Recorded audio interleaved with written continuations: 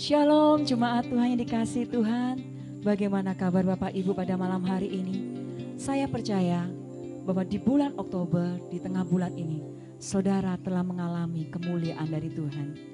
Janji-janji Tuhan tepat di saat yang waktu yang terbaik untuk kita pada malam hari ini. Mari saudara, sebab banyak kita yang siap menyembah Tuhan, memuji nama Tuhan. Bangkit berdiri, berikan salam kanan kiri, katakan, Tuhan memberkati engkau malam hari ini. Tuhan mengasihi engkau. Karena senyuman yang terbaik itu melegakan hati kita pada malam hari ini. Amin. Mari saudara, kita sama-sama kita berdoa terlebih dahulu. Kita tundukkan kepala kita. Siapkan hatimu untuk memuliakan Tuhan. Bapa yang baik, kami bersyukur malam hari ini Tuhan. Sejahtera-Mu melimpah atas kami. Kami sungguh bangga memiliki Allah yang begitu dahsyat dan luar biasa. Kami percaya Bapa, di bulan Oktober ini, biar kami terus mengalami setiap janji-janji-Mu Bapa. Setiap kemuliaan Tuhan atas kami Engkau berikan Tuhan. Terima kasih Bapa, malam hari ini kami mau menyembah-Mu. Kami ingin memuliakan Engkau, kami memuji Engkau Tuhan. Terima kasih Tuhan, kami siap menyembah Engkau. Hanya di dalam nama Yesus Kristus, berkati ibadah kami malam hari ini. Dari awal, pertengahan hingga akhir ibadah. Di dalam nama Yesus, yang percaya dan sudah menerima berkat dari Tuhan, katakan, amin. Silakan duduk kembali saudara. Mari kita sembah Tuhan.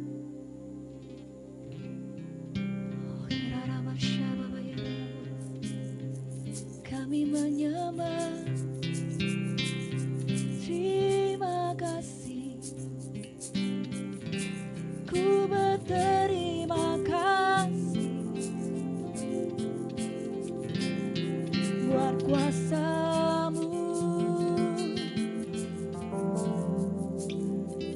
buat kebaikan-Mu.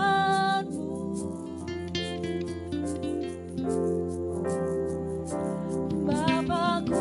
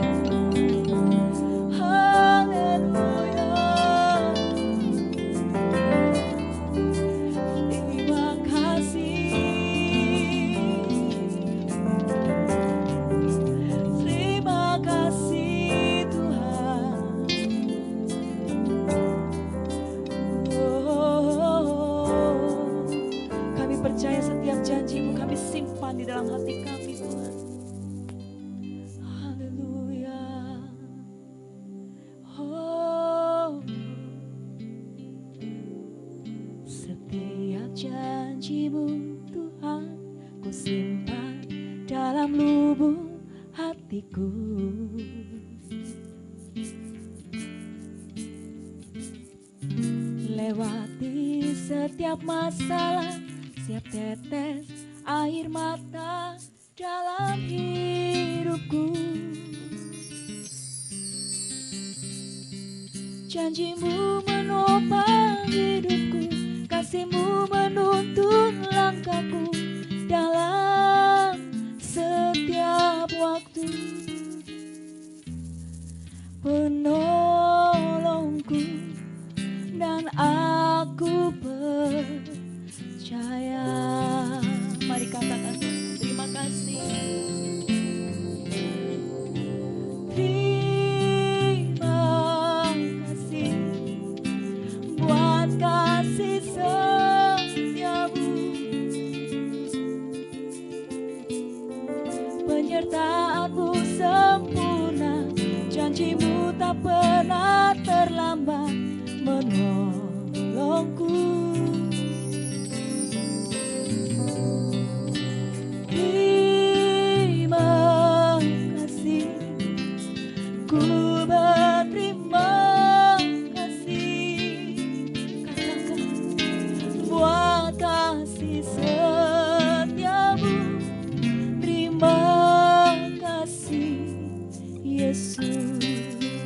Mari angkat pujian ini dengan segenap hati katakan. Setiap janji-Mu Tuhan ku simpan.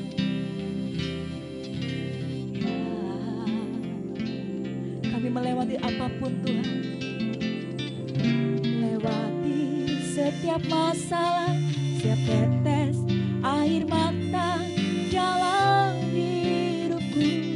Katakan janji-Mu Tuhan, janji-Mu menopang hidupku, kasih-Mu menuntun langkahku dalam setiap waktu. Dialah penolong, penolongku, dan aku percaya.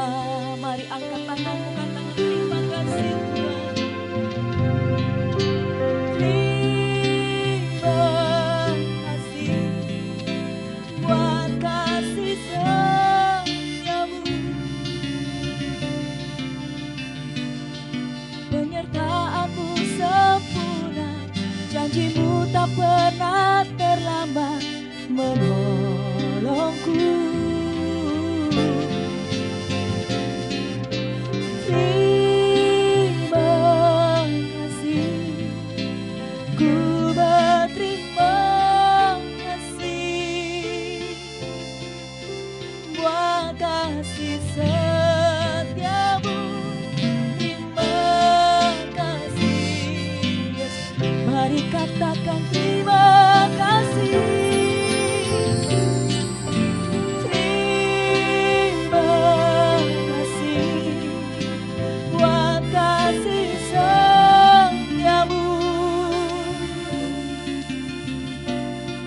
penyertaan-Mu sempurna, janji-Mu tak pernah terlambat menolongku. Terima kasih, ku berterima kasih buat kasih setiamu. Terima kasih Yesus. Oh, mari sembah Tuhan. Terima kasih Tuhan. Terima kasih Tuhan. Kami mampukan, Kau mampukan kami Tuhan untuk menghadapi apapun dengan iman kami Tuhan. Biarlah hati kami penuh dengan limpah oleh rasa syukur Tuhan. Buat hati kami bersuka cita buat segala apa yang terjadi di sekeliling kami. Kami tetap memegang janji-janji-Mu Tuhan. Terima kasih Tuhan. Kami hanya bisa berkata Tuhan, Engkau tetap baik Tuhan. Engkau tetap baik, sangat baik, teramat baik. Oh, terima kasih Tuhan. Iraramasyaramayarare, shikiraramayararabo. Terima kasih buat kasih setiamu. Mari katakan jemaat Tuhan. Penyertaan-Mu, yes, menolongku. Mari segenap hati katakan terima kasih. Terima kasih, ku berterima kasih Yesus buat kasih setiamu. Terima kasih Yesus. Sekali lagi kita katakan terima kasih Tuhan. Terima kasih buat kasih setiamu, penyertaanmu sempurna, janjimu tak pernah terlambat menolongku. Yes. Terima kasih, ku berterima kasih buat kasih setiamu. Terima kasih Yesus. Mari angkat kedua tanganmu, katakan kasih setiamu. Terima kasih Yesus, buat kasih setiamu. Terima kasih Yesusku. Mari berikan tepuk tangan buat Tuhan kita yang ajaib, yang bermurah hati. Kami bersyukur malam hari ini Tuhan, kami tetap menyatakan Engkau adalah Allah yang terhebat buat kami Tuhan. Karena bersama dengan Tuhan kami melakukan segala perkara Tuhan.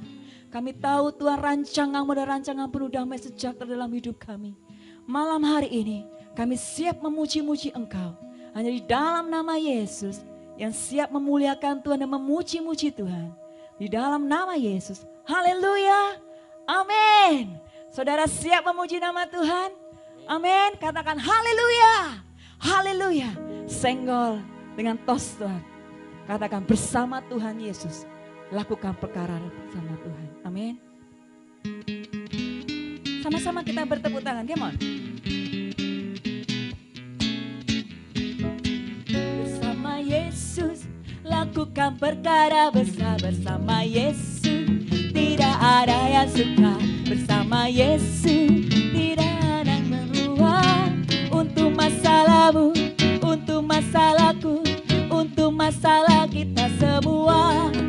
Bersama Yesus lakukan perkara besar. Bersama Yesus tidak ada yang suka. Bersama Yesus ada jalan keluar. Katakan untuk masalahmu, untuk masalahku, untuk masalah kita semua. Yesus anak domba Allah, juru selamat umat manusia. Yesus nabi yang ajaib, Dia menyembuhkan, Dia menguduskan, Dia membenarkan, Dia raja segala raja. Jemaat sama Yesus.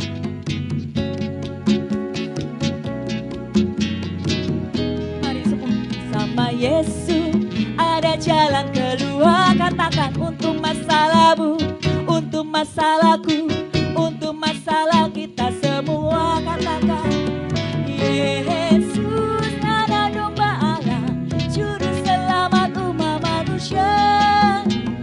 Yesus nabi yang ajaib, Dia menyembuhkan, Dia menguduskan, Dia membenarkan, Dia raja segala. Kata Yesus, Yesus,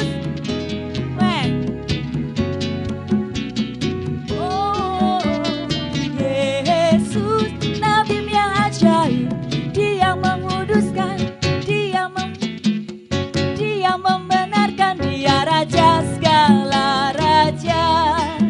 Dia Tuhan segala Tuhan, Dia raja segala raja.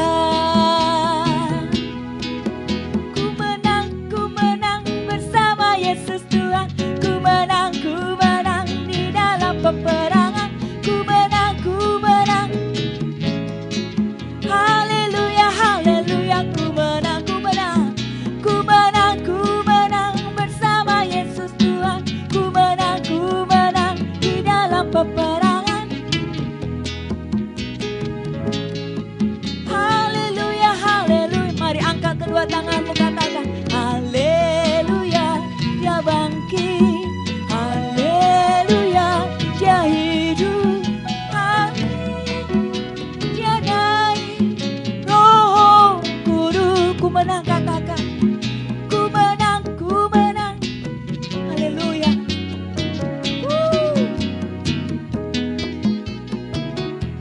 Mari saudara. Haleluya. Sekali lagi ku menang dengan iman. Ku menang bersama Yesus Tuhan. Ku menang di dalam peperangan. Amin. Haleluya, haleluya. Mari angkat tanganmu. Haleluya, dia bangkit. Haleluya, dia hidup. Haleluya, dia naik. Roh Kudus, karena haleluya, haleluya, dia bangkit. Haleluya, dia naik. Roh Kudus turun. Roh Kudus turun. Roh Kudus turun. Haleluya. Berikan tepuk tangan saudara. Saudara mengalami kemenangan, amin. Dia adalah tabib yang akan menyembuhkan, membenarkan, menguduskan segala apa yang kita buat, amin. Mari saudara pada malam hari ini, buat segala rancangan Tuhan itu dinyatakan dalam hidup kita. Pegang janji Tuhan. Pegang tangan Tuhan. Sebab dengan tangan yang kuat, engkau tidak akan mudah tergeletak. Amin. Sebab dia menyediakan rancangan yang penuh dengan dalam kesejahteraan bagi kita. Mari saudara, siapkan hati kita untuk menerima firman Tuhan. Karena saya percaya malam hari ini Tuhan sudah memberikan kuasa atas hambanya untuk menyampaikan firman buat kita. Amin Yesus. Haleluya.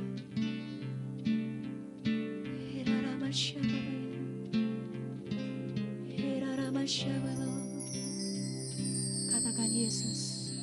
Yesus memegangku dengan tangan kananmu. Yesus memberiku kemenangan. Oh, Yesus memegangku dengan tangan kananmu. Yesus memberiku kemenangan. Mari katakan, aku tidak takut Tuhan. Ku tidak takut, sebab Kau besertaku. Ku tidak bimbang, sebab Engkau Allahku. Engkau meneguhkanku, bahkan menolongku.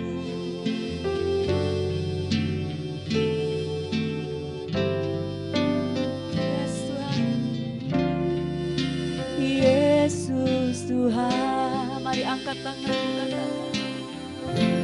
Yesus memegangku dengan tangan kananmu. Yesus memberiku, Yesus kemenangan.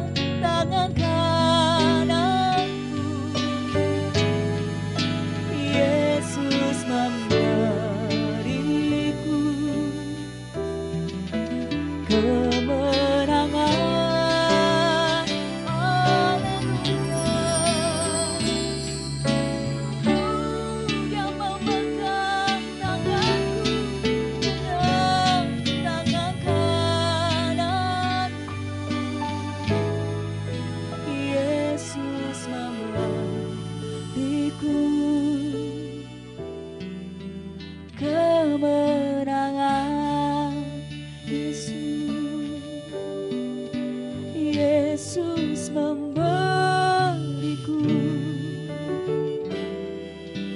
kemenangan.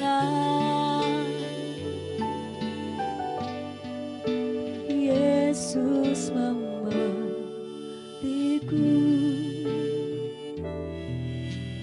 kemenangan.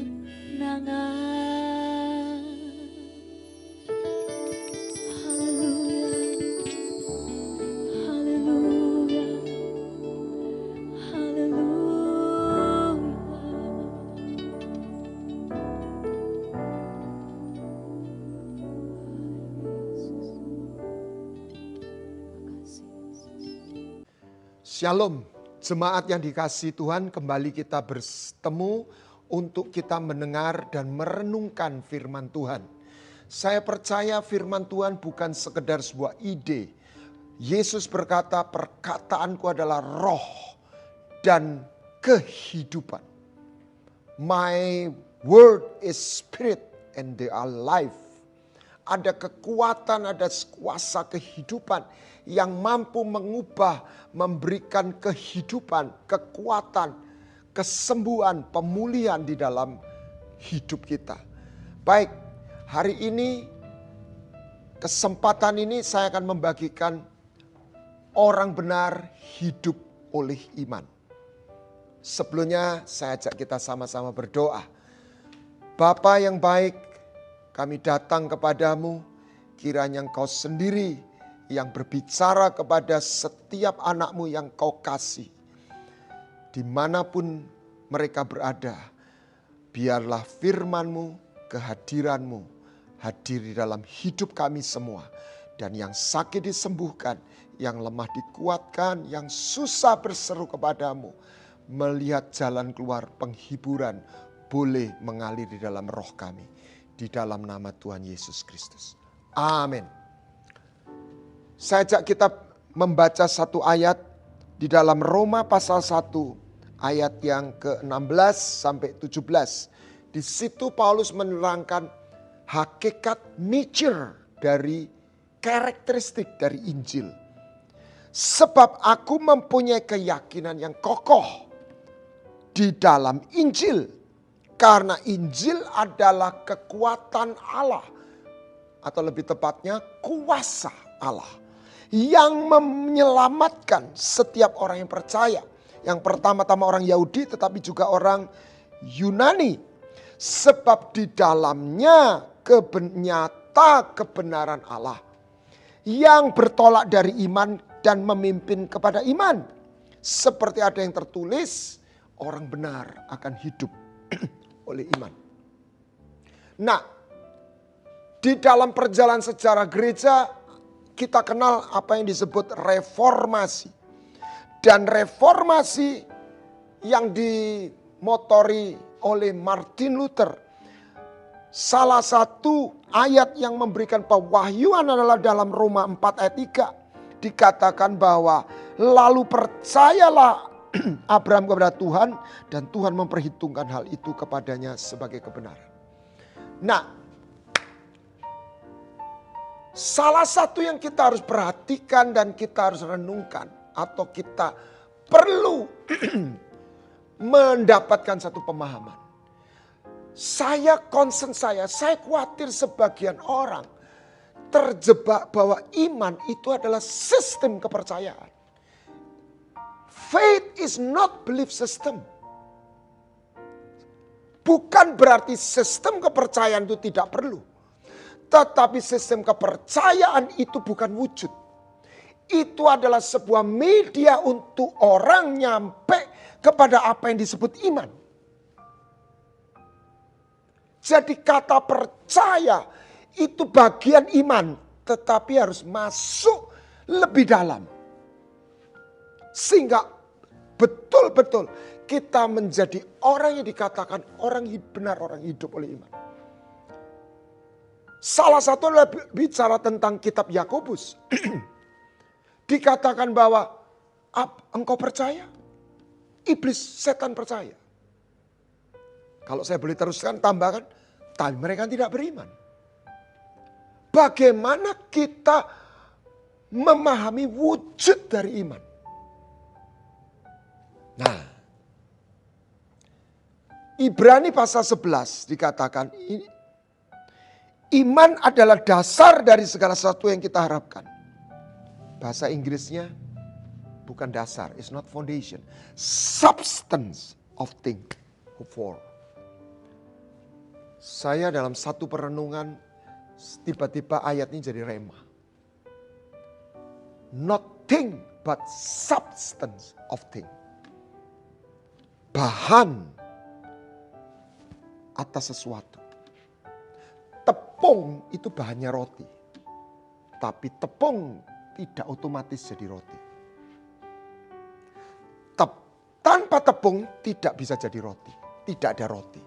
Tetapi tepung tanpa sebuah proses tidak pernah lahir roti. Mari kita lihat profil bapak orang beriman, Abraham. Abraham yang dikatakan Roma 4 ayat 3. Percayanya Abraham itu bukan percaya berhenti sebuah konsep. Aku percaya. Terus manduk-manduk. Bukan.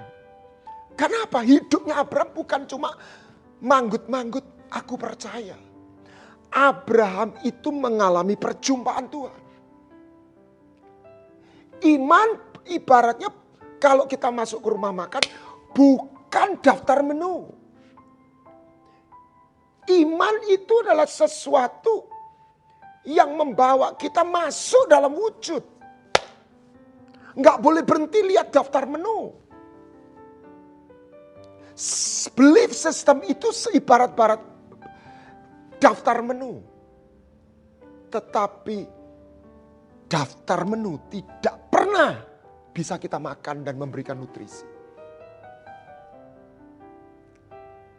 Mari kita menemukan, mengalami, menjadi orang yang beriman. 3 poin. Yang pertama, iman membawa orang kepada sebuah perjumpaan. Iman kepada Kristus. Ketika seorang berseru kepada Tuhan dengan segala kesungguhan, percaya dengan hati dan mengaku dengan mulut. Bukan soal kalimatnya. Tetapi percaya dengan hati dan mengaku dengan mulut. Sebuah antara hati dengan perkataan dan perbuatan menjadi satu.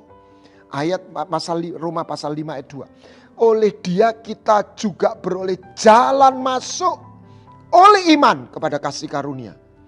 Bahasa Inggrisnya, to whom also we have access. Connect. Iman membuat orang yang berseru kepada Tuhan mengalami perjumpaan. Apa yang dibawa Yesus dari regulation to a person.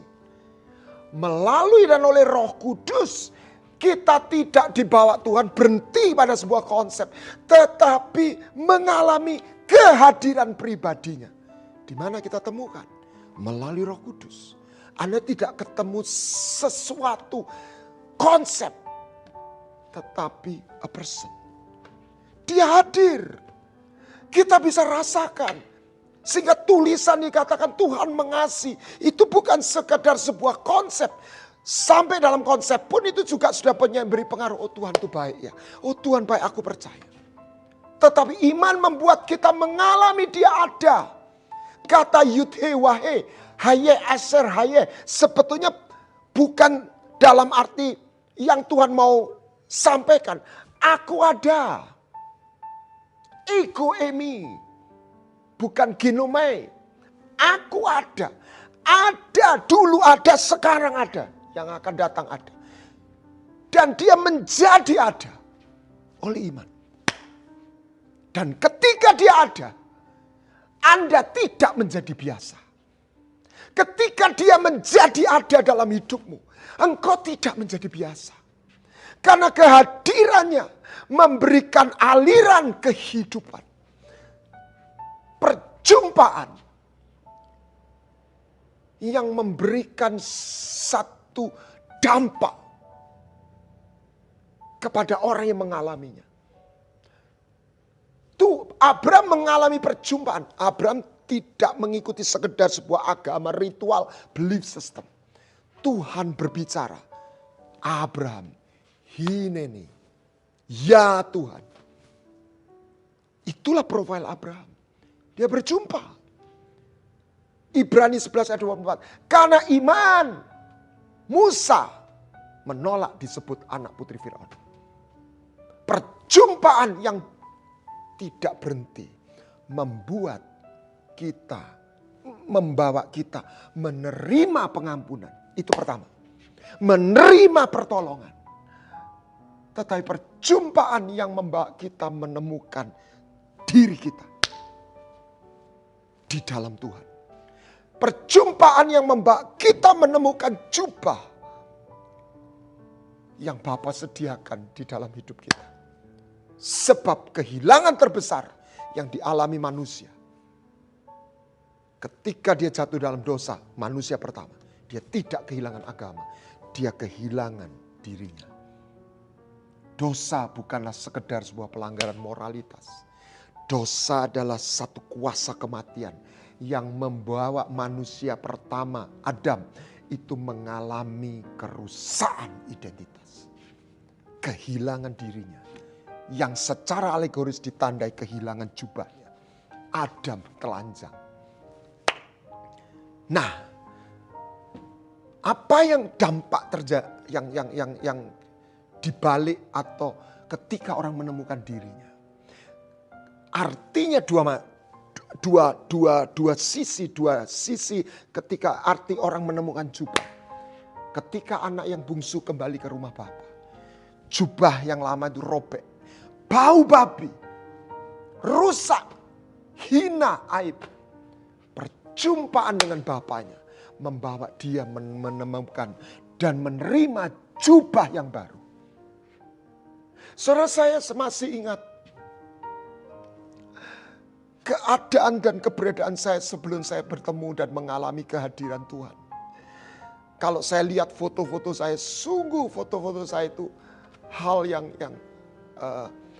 ekspresi wajah saya sungguh saya katakan madesu. Karena saya mengalami kekacauan dalam identitas. Saya tidak tahu tujuan hidup saya. Dan waktu saya dijamah Tuhan, saya nangis selama 1 minggu.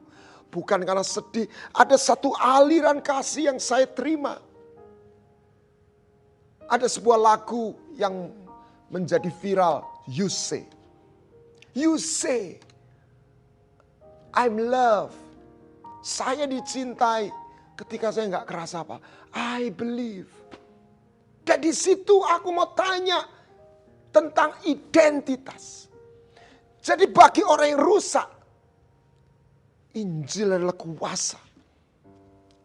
Orang yang miskin berkata, aku nggak miskin lagi. Buat orang yang terbuang, aku menjadi orang yang dicintai. Bahkan dikatakan orang yang mandul dia punya anak. Orang yang buta melihat. Orang yang tertawan dilepaskan. Aku bukan lagi budak. Aku orang merdeka. Bahkan aku jadi anak. Identitas. Sebaliknya seorang Musa yang waktu dia lahir dia mendapat keberuntungan. Yang lain SD nggak lulus, dia S3.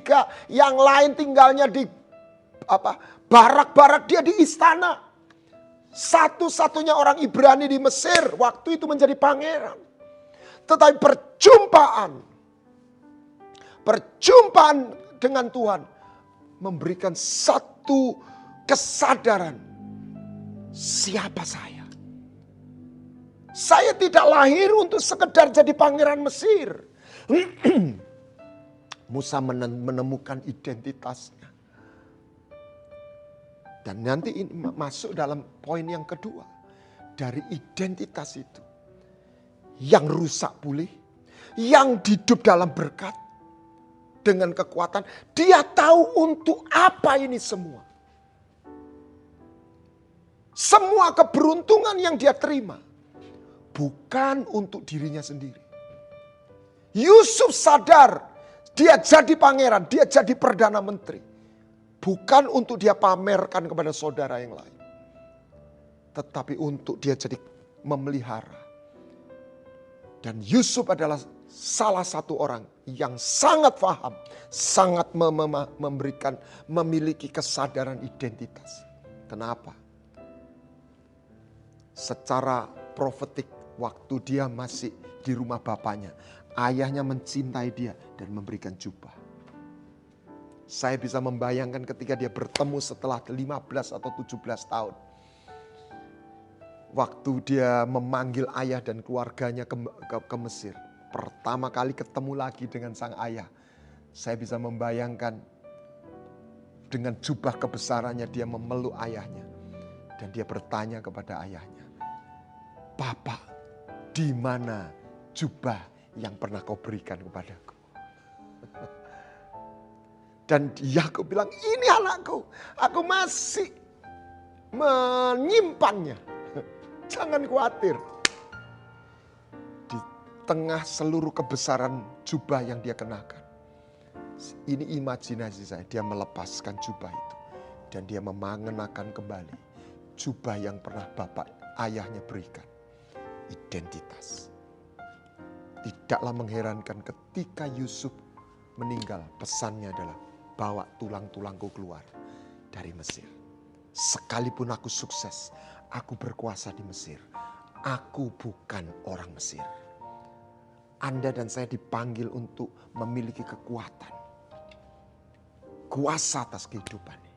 Tapi Tuhan berpesan, kita bukan dari dunia. Identitas kita bukan atas dunia. Bukan atas kedudukan kita. Bukan atas kekayaan kita. Bukan atas gelar akademik kita. Tetapi dari Bapa. Iman membuat engkau akses. Iman bukan sekedar belief system. Iman bukan tidak sama dengan doktrin. Orang boleh percaya seluruh doktrin. Cek. Apakah itu hanya percaya atau sungguh menjadi wujud iman. Karena iman membawa orang mengalami perjumpaan. Iman membuat Yesus berhenti di pohon waktu Sakyus memanjat. Ingin bertemu Yesus. Sakyus turun, "Hari ini aku mampir ke rumahmu." Iman membuat malaikat datang dan menyapa Cornelius. Seorang Romawi yang tidak mengenal Tuhan. Tetapi dia memberi sedekah karena dia menjadi seorang yang mencari Tuhan. Iman tidak membawa Anda berhenti menjadi orang yang beragama atau orang yang baik-baik saja. Iman membuat Anda mengalami Dia hadir. Karena Allah yang kita panggil dalam Kristus, Dia adalah Hayah, Aser Hayah. Yud He Wah He. Dia ada. Dia hadir. Dia Tuhan yang melawat. Sehingga Anda tidak berhenti dalam satu konteks yang sempit. Orang Kristen. Tapi Anda adalah orang yang mengalami disapa. Mengalami kehadiran Tuhan. Oleh iman. Jangan berhenti sekedar menjadi orang yang percaya. Dalam arti yang sempit. Tetapi beriman. Karena orang benar hidup oleh iman. Bagi orang yang terpuruk, dia dipulihkan. Yang lemah berkata, "Aku kuat." Yang sakit dia berkata, "Aku sembuh." Yang miskin dia berkata, "Aku makmur." Tetapi seorang pangeran Musa membuat dia bertemu dan dia tahu, "Aku tidak lahir untuk jadi pangeran. Aku lahir untuk menjalankan, menggenapi destiny dan his story. Bukan my story, God's story." Iman membawa Anda bukan lagi firman kebenaran itu sebuah kepercayaan, tetapi sebuah jalan. The way. Kata pertama yang Tuhan berikan kepada Abraham adalah the way. Jalan. Pergilah. Ada sebuah perbedaan prinsip antara percaya dan jalan. Percaya itu sebuah konsep. Anda tidak harus berjalan. Kita nggak perlu untuk bertindak. Tapi jalan. Anda nggak bisa berdiri di tepi jalan itu dan Anda sampai pada tujuan. Jalan mengandung arti Anda sedang menuju sebuah tujuan. Dan Anda dan saya tidak bisa ngantongi jalan. Kita tidak ngantongi Tuhan. Kita tidak ngantongi firman. Kita di dalam Tuhan. Kita di dalam kebenaran. Saya di dalam jalan. Dan saya di dalam jalan untuk berjalan. The way. Jesus is the way. Jesus not ticket. Jesus is the way. Jalan. Orang-orang beriman adalah orang yang berjalan. Dan mereka berjalan, mereka menanti-nantikan Tuhan. Sehingga mereka berjalan tiada lelah. Mereka tidak hanya berjalan, mereka sanggup berlari, beberapa sanggup terbang. Ada 3 tingkatan. Dan mereka tidak berjalan kosong. Mereka mengenakan jubah. Mereka punya sepatu. Ulangan 29 ayat 5. 40 tahun lamanya aku memimpin kau berjalan di padang gurun. Jubahmu gak rusak, kasutmu gak rusak. Dan Mazmur 23 ayatnya saya lupa. Ketika aku berjalan di dalam lembah kekelaman. Kalau kita petakan Mazmur 23. Tuhan gembalaku tidak kekurangan aku. Ia membaringkan aku ke padang rumput yang hijau. Ia membawa aku ke mata air yang tenang. Ia menyegarkan. He restore my soul. Perjumpaan yang membawa Anda masuk dalam sebuah dimensi. Tidak berhenti situ. Dia memimpin aku ke jalan yang benar. The walk. Dan ketika aku berjalan dalam lembah kekelaman. Aku tidak takut tongkat dan gadamu. Itu yang menghibur aku. Iman membuat kita berjalan. Dan tidak hanya berjalan, kita diberi kekuatan. Iman membawa kita memperoleh kekuatan di dalam kelemahan. Kita akan mengenal jalan Tuhan. Kita akan mendengar satu ajaan. Ikutlah aku. Pembelaan Musa kepada budak atau orang Yahudi yang jadi budak waktu itu. Itu kalau secara nalar nggak masuk. Ngapain saya tolong? Saya sudah jadi pangeran. Tapi ada satu panggilan yang dia nggak bisa rumuskan dan dia nggak bisa cerna secara logika. Saya bisa merasakan, saya bisa memahami, saya mengalami hal seperti itu. Saya tidak bisa mencerna secara logika penuh. Kenapa saya mengikuti Yesus? Tetapi ada satu panggilan. Karena di situ saya menemukan diri saya. Apa yang membuat orang Majus datang ke Bethlehem? 2 tahun perjalanan dengan unta. Meninggalkan negerinya. Dengan menempuh perjalanan pagi, siang panas terik, malam dingin. Belum lagi ancaman perampok. Apa yang mendorong mereka? Secara nalar perhitungan ekonomi. Semuanya gak masuk. Tapi mereka lakukan. Iman membuat kita melihat sebuah jalan dan panggilan untuk kita kerjakan.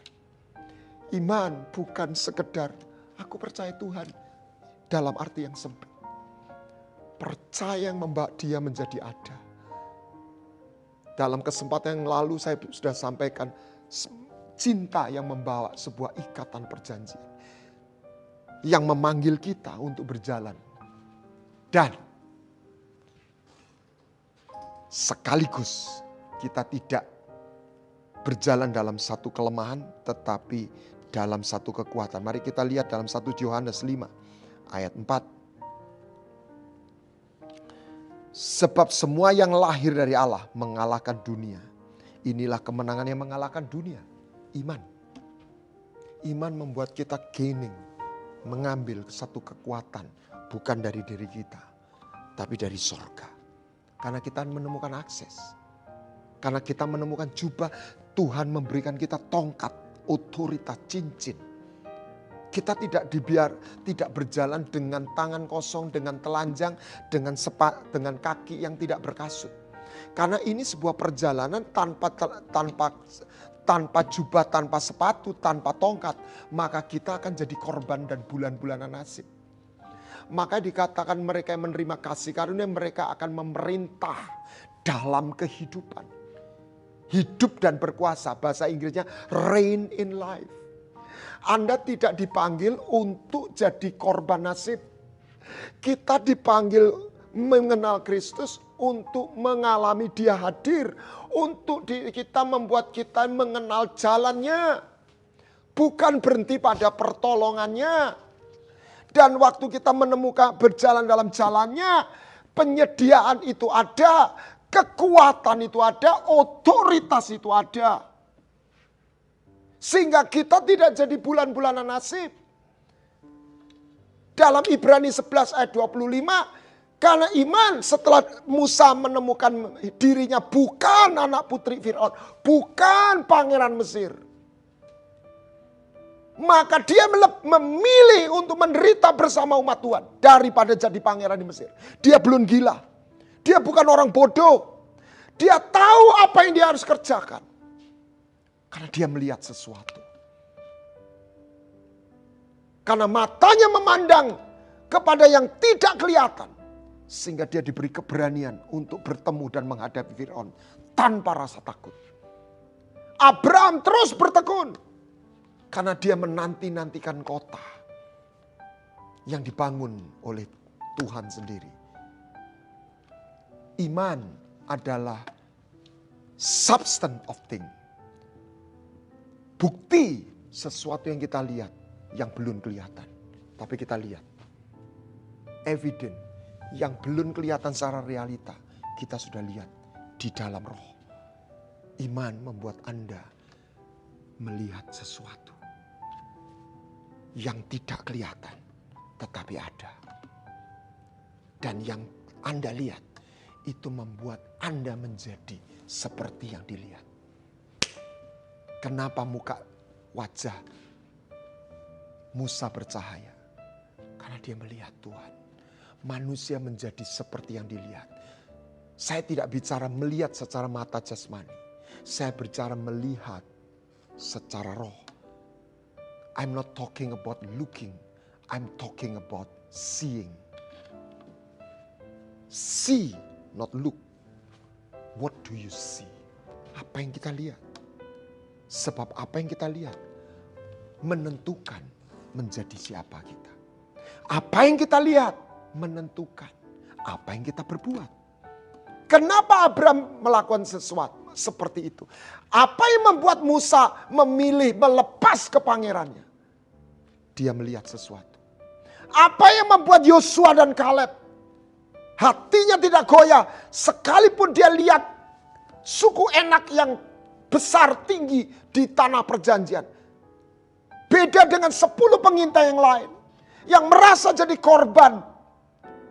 Dan mempengaruhi seluruh Israel. Karena Yosua dan Kaleb melihat sesuatu yang tidak kelihatan. Kaleb berkata, yang menyertai mereka sudah meninggalkan mereka. Roh-roh teritorial sudah dikalahkan mestinya. Tetapi 10 pengintai tidak mampu melihat. Kenapa? Karena mereka tidak memiliki iman. Iman membuat kita melihat. Mari kita cek. What do you see? Jemaat yang dikasihi Tuhan. Anak-anak Bapa yang dikasihi Bapa. Tuhan tidak datang untuk membawa sebuah agama. Sebuah belief system, doktrin semata. Saya tidak anti doktrin, saya memilih doktrin. Kita harus punya.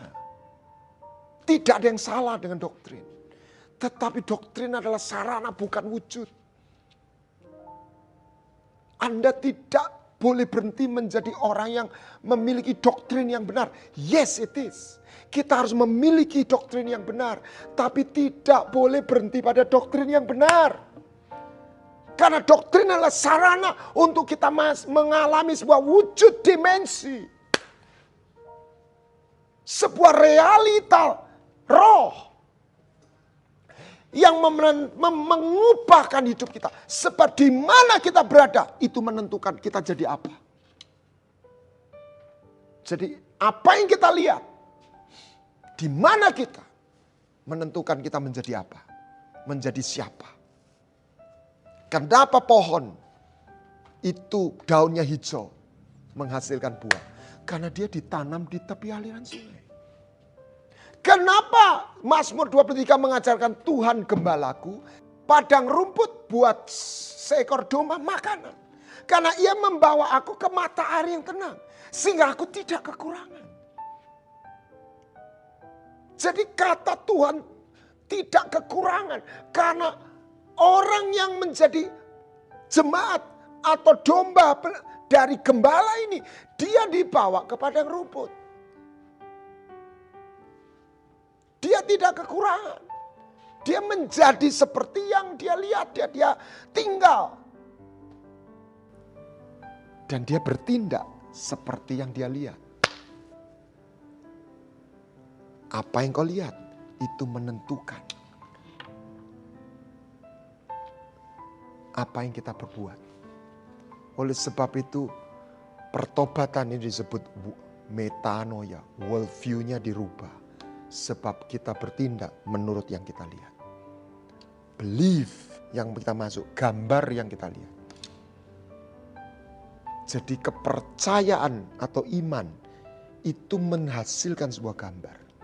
Dan kita mendapat apa yang kita lihat. 12 pengintai, they look the same fact. But they saw the different view. Therefore, they have a different destiny. Mereka melihat di mata jasmani yang sama. Tapi mereka melihat alam roh yang berbeda. Sehingga perbuatan mereka berbeda. Sehingga masa depan mereka berbeda. Nasib mereka berbeda. 10 bersama angkatan yang lain. Bersama saya yang terpengaruh. Mati jadi tua, mati di padang gurun. Yosua dan Kaleb. Sekalipun dia ikut berputar, pada akhirnya masuk ke tanah perjanjian. Orangku benar akan hidup oleh iman. Apabila ia mengundurkan diri, aku tidak berkenan. Artinya, faith is an action. Faith is not just concept. Iman bukan sekedar konsep. Action. Mari kita cek. Anda dan saya nggak nunjuk orang lain. Apakah kita hanya percaya dalam arti sebuah konsep? Atau kita percaya dalam arti itu menjadi iman. Itu adalah iman. Artinya sebagian orang dia merasa dia beriman. Padahal itu palsu. Kok tahu Pak? Doktrinnya salah. Belum tentu. Doktrinnya bisa benar. Bapak kok tahu itu palsu? Tidak ada perbuatan. Apa tandanya seorang memiliki iman yang benar? Dia action, dia berbuat. Abraham meninggalkan negerinya. Abraham membangun mezbah, mempersembahkan kurban. He walk, he worship. Iman membuat dia melihat. He watch. Dia lihat sesuatu yang membuat dia terus berjalan. Dia rela kehilangannya di belakang. Dia rela kehilangan kesempatan yang lain. Karena dia melihat sesuatu. Paulus berkata, aku melupakan yang di belakang. Dan berlari-lari menggapai apa yang Tuhan sediakan. Mari jemaat yang dikasih. Tuhan sungguh mengasihi kita semua. Tuhan ingin supaya kita sungguh-sungguh menjadi orang yang beriman. Dan orang yang beriman nanti dia akan melihat dan mengalami sesuatu yang berbeda. Sebab kehadiran Tuhan membuat Anda tidak pernah menjadi orang biasa. Bukan karena kita lebih hebat. Karena dia ada, kita tidak biasa. Mari kita lewati, mari kita nikmati, mari kita jalani.